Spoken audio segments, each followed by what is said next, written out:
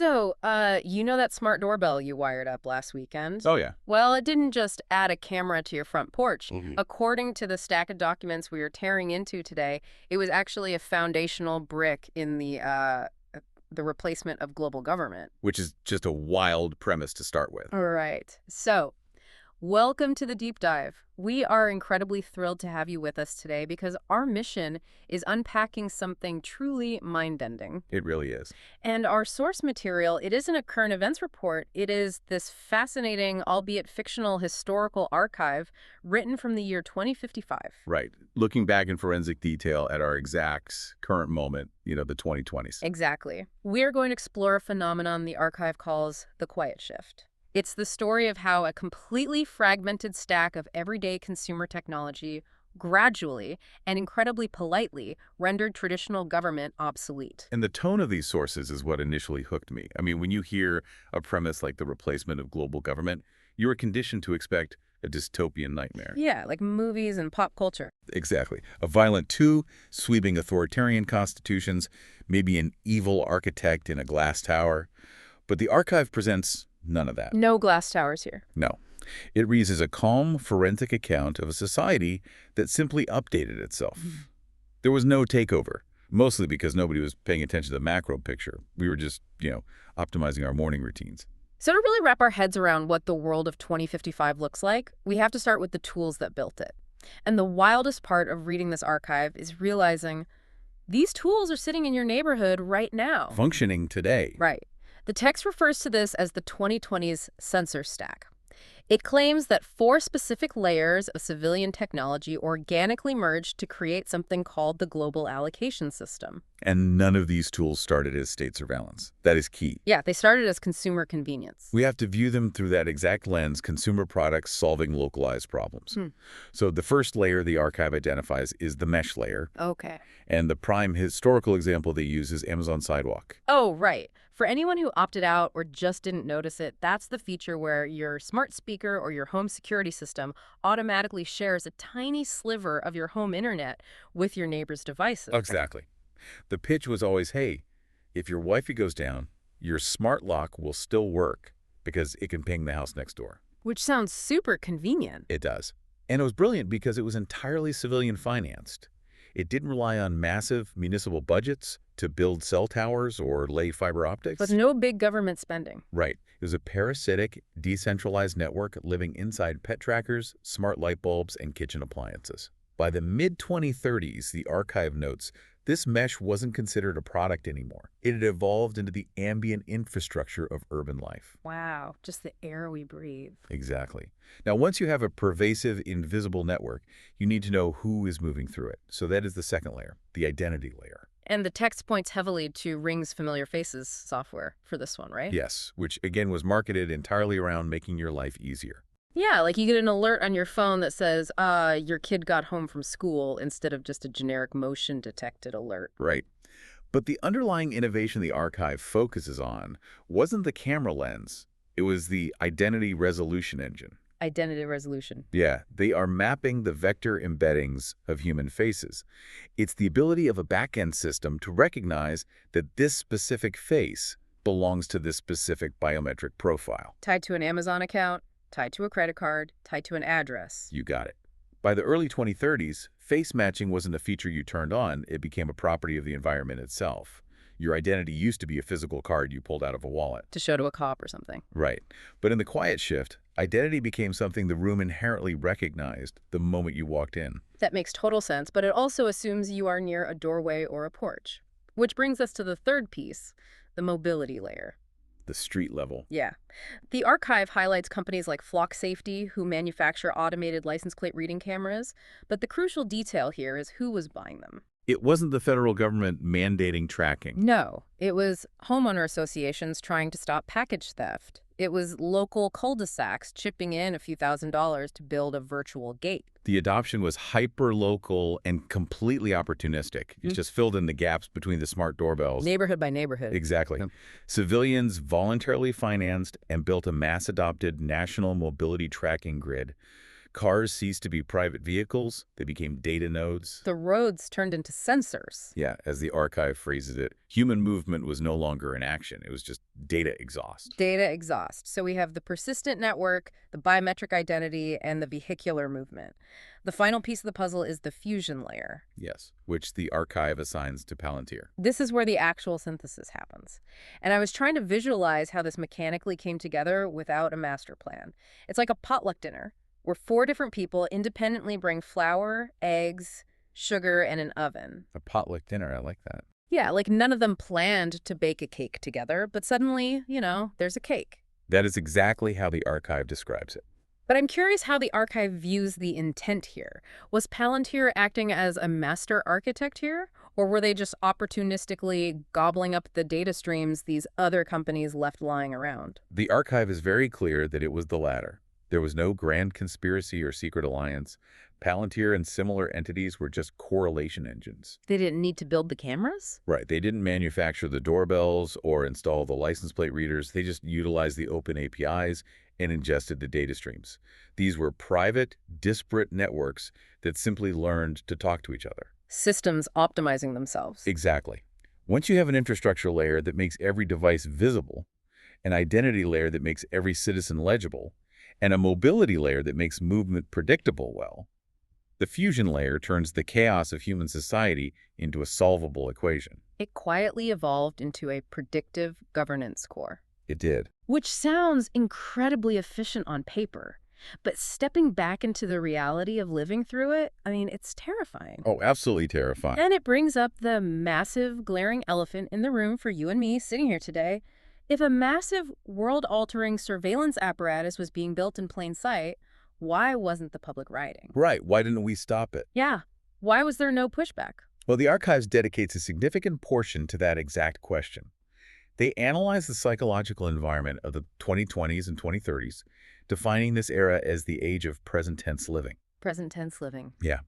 Their core argument is that compounding global instability, so rolling pandemics, severe economic shocks, climate emergencies, it fundamentally altered human neurobiology. Wow. It compressed human attention into an incredibly narrow band of immediacy. Right, the timeline just disappeared. People weren't planning for a decade down the road. They were just reacting to the next push notification. We started living entirely in alerts. Exactly. Now events. The human brain can only process so much sustained stress before it initiates a defense mechanism. So from 2032 to 2038, the text identifies a critical period called the distraction years. The distraction years, right. It describes a society that became utterly consumed by a single, emotionally radioactive cultural scandal. And the archive almost dismisses the specifics of the scandal because the content didn't actually matter. What mattered was the function. Yes. The public became obsessed, endlessly debated it online, and ultimately reached complete cognitive burnout.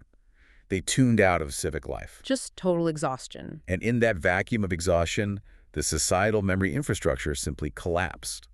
A culture that loses the bandwidth to contextualize its past falls into passive repetition loops. See, I have to push back on that freezing from the archive for a second. Okay, what part? Quote, saying we were, quote, never given the conditions to access the past. Isn't that a bit overly academic? You think it's too clinical? Yeah, it makes us sound like passive lab rats. Isn't it more like we were forced to drink from a fire hose while dodging meteors? That is a very vivid way to put it, but yes. You don't have time to look at the puddle on the ground when you're just trying to survive the next breaking news alert. It's triage. Exactly. And your frustration with that academic phrasing actually validates the archive's thesis. It explicitly states this wasn't a moral failing of the public. It was a structural reality. An environmental reality, yes. Yeah. You cannot maintain historical vigilance when the daily environment demands absolute, immediate survival instincts. The public's exhaustion was the exact cover the machinery needed to advance. Because you literally cannot fight a structural shift when you're too exhausted to even perceive it. Right. So while the population was arguing on social platforms or retreating into isolation to protect their mental health, the real physical machinery of the new world kept deploying. Update by update. And while the public was distracted by that daily fire hose of outrage, the economic reality fundamentally shifted. The technology didn't just track people anymore. It started managing them based on resources. Yes. The shift from observation to management is the turning point. The archive outlines a brutal economic period from 2026 to 2036. They label it the return of the company store. The company store. This is the era where massive private equity firms began acquiring not just single-family homes, but entire distressed neighborhoods. We see the aggressive return of employment-tied residency and a closed-loop housing to labor to incarceration to housing. Wait, draw a line for me here. How do we jump from neighborhood surveillance and private equity landlords to incarceration and labor? What is the actual mechanism there? It comes down to who controls the terms of service for your physical life. Okay. When a single corporate entity owns your apartment building, the local grocery supply chain, and the gig work platform you rely on for income, they don't need a traditional police force. They just use the sensor stack. Exactly.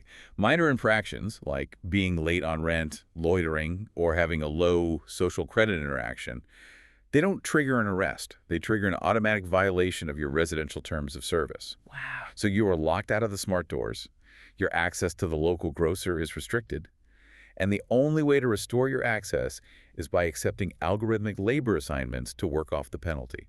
So digital script replaced wages? And algorithmic debt replaced the justice system. It became a perfectly closed, self-regulating loop. It sounds like a dystopian version of an all-inclusive resort wristband. A resort wristband. Yeah, like sure, it gets you into the buffet, but it also dictates exactly which city block you're allowed to sleep in and what job you have to do tomorrow. That is a great analogy. Yeah. And that naturally evolves into the next phase they describe between 2038 and 2048 called the sectoring. Which sounds incredibly ominous. It is chilling entirely because of its lack of malice. By the late 2030s, the country was reorganized not by politics, but by resource logic. Resource logic. Like what? Like regional water tables and energy grids. These cold metrics began dictating where populations were permitted to live and move. Mobility was quietly removed from the category of human rights and reclassified as an allocation. So universal pay, which is introduced around this time, it isn't money as we understand it. It's more like digital rights management DRM applied to human survival. The ultimate resource allocation interface. Right, like how you can buy a digital movie today, but the platform dictates which devices you're allowed to watch it on and can silently revoke your access. Universal pay just applies that DRM logic to a gallon of gas. Or the physical distance you're allowed to travel from your apartment on a Tuesday. Yeah, exactly. Logistics completely replaced ideology. People aren't arrested for dissent. They are predictively redirected before friction can even occur. The system anticipates resource imbalances and preemptively adjusts your digital permissions. Efficiency became the only value that mattered. The system doesn't punish, it anticipates. But here is the part of the archive I am struggling with the most. Okay, what's that? If the trap is fully closed, and people are living on these programmable, heavily restricted allocations, why is there no resistance from the people who remember the old days? Surely the older generation would have recognized the cage and fought back. You've hit on what is arguably the most poignant concept in the entire retrospective. The system didn't defeat a resistance movement. It just outlived it. It outlived them. The archive calls this phenomenon the analog fade. It's a demographic transition, not a historical event. The analog fade was the gradual, natural death of everyone born before the year 2030. Which the archive calls the analog generation. Right, because they held experiential memory of untracked movement, unscored consumption, and cash. They physically remembered what autonomy felt like. Exactly, and because they remembered, the system had to use a time-buying period from roughly 2024 to 2040. Filled with rhetorical softening. Yes. Calling things temporary measures or pilot programs. Okay, so I have a pointed question about intent here. The sources say that time-buying language wasn't deceptive, it was adaptive. But is that true? It's a good question. Were the leaders consciously playing the long game here, or were they just typical politicians kicking the can down the road, trying not to get voted out by the angry analog generation? Well, the archive provides some nuance there, but the terrifying conclusion is that it doesn't really matter. Whether it was conspiracy or just political cowardice, the result was the same. The system normalized itself? Exactly. And that leads us to the successors. The digital natives, born after 2035, inherited this system not as a cage, but as their natural environment. Because it's the only ecology they've ever known. Right. They accepted biometric access as standard safety. They didn't feel a loss of freedom because they never had the analog versions to compare against. Which brings us to that chilling inflection point in 2048. Yes, when the system simply stops explaining itself. Just entirely stops. There was simply no longer an audience alive who remembered alternatives. Civilizations transform when the people who remember the old system disappear. Wow. So, to bring all of this together for you listening right now, a completely managed, predictive world arrived not through a violent collapse, but through frictionless updates, public exhaustion, and the quiet ticking of the demographic clock. It is a profound realization. It really is. The next time you click accept on a 50-page terms of service update for a smart device, or ignore a breaking news alert out of pure exhaustion, you are witnessing the exact friction the 2055 archive is talking about. And then that leaves us with one final provocative thought that the archive doesn't explicitly resolve. What's that? Well, by 2055, the digital natives have completely inherited this flawless machine. But what happens if the physical hardware of that machine eventually fails, like from a natural disaster or resource depletion? Right. If the analog fate is complete and no one is left alive who remembers how to exist unplugged, how does a society that only knows how to live inside an algorithm survive outside of one?